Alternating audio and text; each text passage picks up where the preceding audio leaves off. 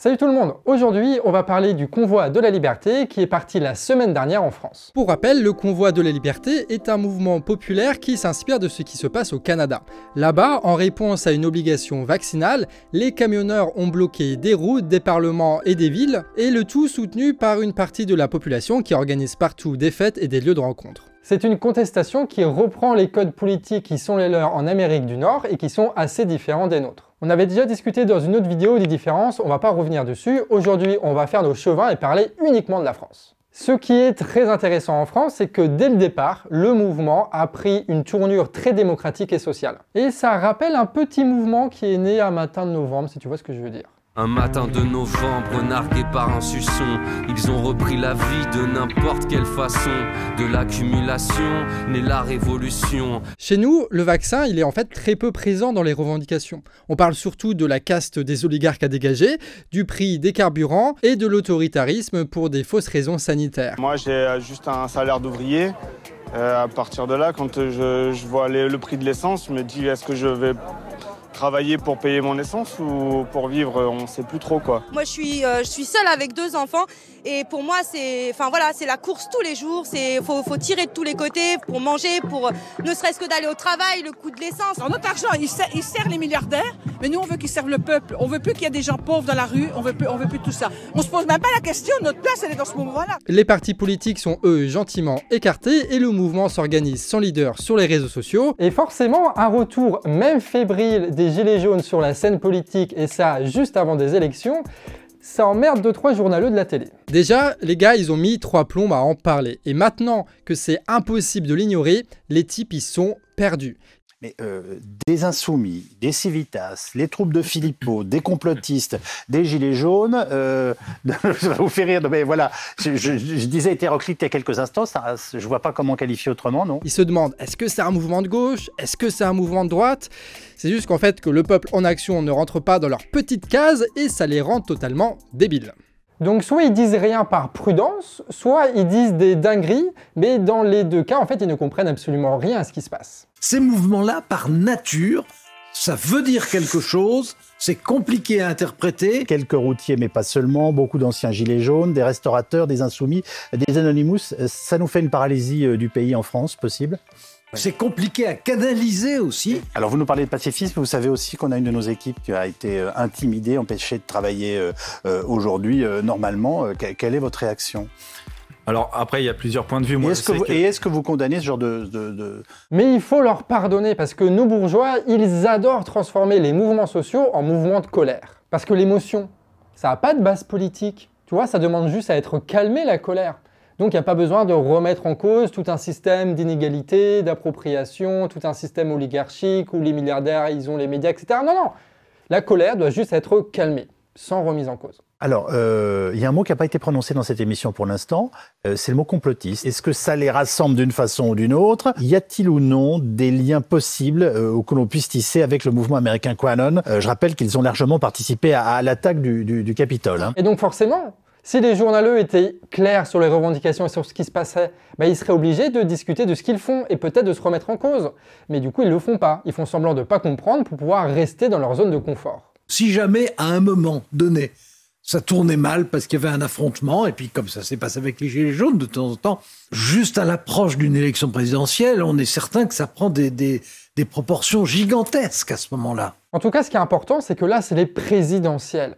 Et que c'est le moment où les médias ont une place centrale dans la vie politique française et ils ne veulent céder cette place à personne. Il faut que ce soit leur thème qui soit sur la table. Il faut que ce soit leur débat, leurs émissions, c'est leur truc à eux. Et nous, le peuple, on n'a pas le droit de toucher à ça, évidemment. Non, parce que t'imagines, s'il y a un retour des Gilets jaunes en France, on va pouvoir parler politique en se passant totalement de la télé, en se passant totalement des médias. Non mais c'est inimaginable pour eux. Hein. Donc ces gens-là, dès qu'ils le peuvent, ils recentrent le débat sur les élections. Finalement, voter, c'est aussi une façon de choisir et de dire sa colère. Alors que c'est précisément parce qu'il y a les élections qu'il y a ce mouvement qui est là. Parce que c'est à peu près le seul moyen qu'on a pour mettre sur la table les revendications sociales et démocratiques qui sont les nôtres. Parce que eux, à côté, ils oscillent entre de la merditude raciste ou de la merditude qui sert une propagande de guerre. Voilà. Et nous, on veut autre chose quand même pour ce pays. Nous, ce qu'on veut et ce qu'on arrive à faire avec les mobilisations sociales, c'est leur couper l'herbe sous le pied. Ils détestent ça et c'est pour ça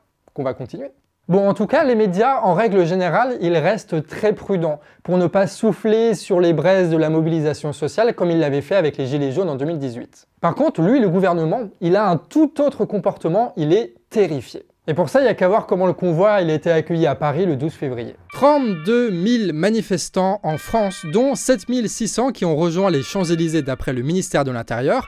Et en réponse, Darmanin a mobilisé 7 200 policiers rien qu'à Paris. Il y avait un policier surarmé pour un manifestant pacifique. Les gars, ils ont la chocotte, la vraie chocotte. J'ai cru comprendre, en quelques mots, s'il vous plaît, Benjamin, qu'il n'y avait pas de grosse inquiétude pour l'instant du gouvernement dans vos propos. Non, parce que le gouvernement fait le constat que des mouvements sociaux juste avant des élections, c'est assez rare et qu'en réalité, quand il y a une façon de s'exprimer politiquement, on attend plutôt le moment, en l'occurrence le premier et le second tour. Surtout qu'il n'y avait pas que la police, hein. Il y avait des véhicules, il y avait des tanks, il y avait des drones, tout un arsenal militaire pour des Français qui n'ont fait que klaxonner dans la rue à Paris. T'imagines le truc? Le Parisien note même ceci. Il y a eu un dispositif spécifique qui a été mis en place pour empêcher les blocages d'axes routiers, verbaliser et interpeller les contrevenants qui encourent 6 mois de prison et 7 500 € d'amende. Donc ça veut dire que maintenant, les manifestants en France, ils risquent la prison. Voilà. En tout, il y a eu 54 interpellations, dont celle de Jérôme Rodriguez, basée sur absolument rien. Je suis désolé, vous m'arrêtez pour quelle raison? On va faire simple. Pardon, vous m'interpellez pour quelle raison? Est-ce que j'ai le droit d'avoir mes droits ou pas? Vous m'interpellez pour quelle raison? On n'est pas aux États-Unis pour. On n'a pas de droit en France. J'ai pas demandé de me lire mes droits. Quels sont mes droits? Vous voulez pas me laisser parler? D'accord. Ok. Bon, je sens que la nuit va être bonne. Elle va sentir la pisse et le caca. Et elle va manger une vieille galette de riz qui casse les dents. Alors c'est simple, aujourd'hui je le dis clairement, et passez-le sur vos réseaux, je suis ce qu'on appelle un opposant politique et qui va devenir un prisonnier politique. Exactement, c'est ce que je disais tout à l'heure. On est en France, on est en France. On est en France. Il y a eu aussi 337 verbalisations, dont de nombreuses abusives, contre les gens qui n'ont de base pas une thune. Ça c'est le plaisir pour eux quand même. Hein. Elle a fait quoi? Elle a tué qui? Elle a fait quoi cette fille? Attends, regarde l'objet du délit, ils ont eu un PV parce qu'ils avaient un drapeau français. C'est quoi ça? C'est quoi notre président? Et moi j'ai honte de vous, moi j'ai honte de mon président, j'ai honte de ma République, on est d'accord? Il y a eu aussi une jambe cassée, celle de Milan, victime d'une trop banale violence policière car elle est suspectée d'avoir jeté un projectile. Donc la police va l'accuser de ça, le procès à moitié truqué va avoir lieu, il sera condamné en plus d'avoir eu la jambe pétée, il va peut-être faire appel à l'IGPN, mais c'est l'IGPN quoi. Du coup, Darmanin, il va blanchir l'affaire et sur ça, on peut lui faire confiance. D'ailleurs, Darmanin, le soir, s'est congratulé lui-même sur Twitter, assimilant son dispositif militaire et oppressif comme étant l'ordre républicain et la liberté de circulation. Pour rappel, c'est le même type qui avait dit que personne en France ne pensait que Macron était un mauvais président. Du coup, c'est pas très étonnant. Ah oui, non, là, je note le nom de Darmanin. C'est ma liste des gens qu'il va falloir juger et mettre en prison quand on aura pris le pouvoir. Et Gabriel Attal, le porte-parole impubère de Macron, là, qui n'a cessé par le passé d'utiliser de manière politique la pandémie, affirme maintenant que si on est sage, le pass sanitaire sera peut-être levé avant les élections, comme par hasard. Une promesse qui n'engage que ceux qui croient des menteurs sur parole. Il y a projection, des modélisations qui peuvent nous laisser espérer effectivement qu'à cet horizon, de fin mars, début avril, la situation se soit suffisamment détendue à l'hôpital pour que nous puissions lever le pass vaccinal, peut-être aussi avancer sur la question du port du masque. Bref, si on résume la situation, ça donne ceci. Il y a eu quelques milliers de personnes pacifiques qui ont manifesté en France et à Paris sans qu'aucune violence ni dégradation ne soit constatée. Des gens qui se sont bougés pour la liberté et leur dignité. Et en réponse, il y a eu besoin d'une propagande médiatique immense, couplée d'un dispositif militaire énorme pour dissuader et puis réprimer ces manifestants. Des policiers qui sont les seuls responsables des violences qu'il y a eu. La jambe cassée, les lacrymos dans le café, les enfants fuyant le gaz alors que rien de tout ça n'était nécessaire. Et comme analyse l'analyse médiatique, on a eu le droit à du mépris et quelques images des Champs-Élysées sous lacrymo, histoire de dire les manifestants ont foutu le bazar dans la capitale parce qu'ils étaient énervés et rien d'autre. Bref, de la manipulation. Et donc la question qu'on peut se poser, c'est est-ce que ce mouvement est un échec? Puisque visiblement, ça n'a rien changé, Macron est toujours président, il y a toujours des inégalités, c'est pas la démocratie, il y a toujours le pass sanitaire, machin. Et nous, notre position au Canard, c'est de dire c'est une victoire. Et on va vous expliquer pourquoi. Déjà parce que ça montre que le boulot des Gilets jaunes en 2018 porte toujours ses fruits aujourd'hui. La contestation s'incarne dans un mouvement réellement populaire qui s'auto-organise loin des partis et des syndicats, dans la joie et portant naturellement des revendications sociales et démocratiques. Et ça, en vrai, ça donne de l'espoir de fou. Parce qu'on a tous remarqué, la situation politique a changé. Aujourd'hui, c'est plus les partis politiques, par exemple, qui va faire en sorte de mobiliser les masses. Les masses se mobilisent de manière spontanée, avec des codes qui sont nouveaux, avec une culture qui est nouvelle, et des gens qui se politisent sur Internet et qui partagent les mêmes références. Et en France, on a la chance que ces références, ce soient les Gilets jaunes et la Révolution française. Là où au Canada, la question vaccinale est omniprésente, les Français veulent régler en profondeur le problème démocratique du pays, veulent une véritable égalité sociale, veulent la fin de l'autoritarisme sous couvert sanitaire, et s'organisent eux-mêmes pour obtenir tout ça sans attendre l'autorisation ou l'appel de qui que ce soit. C'est un ras-le-bol général et on le voit, il y a toutes les catégories d'âge, il y a des jeunes, il a beau acheter les jeunes, les étudiants, il a beau les acheter, mais ça ne marchera pas. Et regardez les retraités, à quoi ils vivent, il y a des femmes seules, ils ont tout juste le mois de payer leur loyer.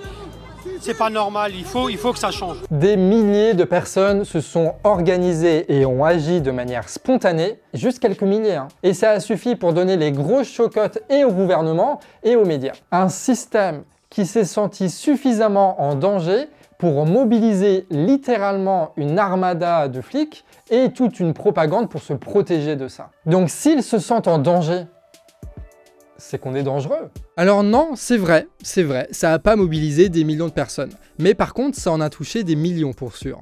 Des gens qui ont été heureux de voir que la joie et le mouvement est possible en France et qui ont été choqués du traitement médiatique et policier que ce mouvement a subi. Ça montre que le peuple français ne se laisse pas faire. Le simple fait que ce mouvement ait existé est déjà en soi exceptionnel. C'est un mouvement qui montre la voie. Contre le foutage de gueule médiatique et politique, la mobilisation est l'antidote qui redonne l'espoir, qui nous redonne de la joie de vivre et qui désarme nos amis bourgeois de tout leur pouvoir. Enfin, il y a quelque chose qu'ils ne peuvent pas contrôler et qu'ils ont voulu abattre sans y parvenir. C'est une démonstration de force. Nous avons su formuler toutes les raisons et nous avons pu nous organiser avec les bonnes méthodes pour bousculer tout ce que les puissants ont prévu à notre place. On constate encore une fois aujourd'hui, grâce à ce mouvement, que nous avons tous le moyen de changer les choses. Et il faut surtout pas s'en priver. Donc voilà quoi, si tu veux que ça bouge, si tu veux rencontrer des nouvelles personnes, si tu veux faire des actions, si tu veux revitaliser ce putain de pays, rejoins le convoi de la liberté. Et rejoins tous les autres mouvements qui vont arriver, qui vont être les héritiers du mouvement des Gilets jaunes et qui montrent qu'il y a encore de l'espoir ici. Et puis comme ça, on pourra dégager ensemble cette putain d'oligarchie, on pourra faire fermer sa gueule à Macron. Et comme diraient les anciens, on pourra retrouver collectivement le goût du bonheur. Et c'est vrai que ça fait longtemps et que ça nous manque un peu cette histoire. Sur ce, à la prochaine. Des bisous.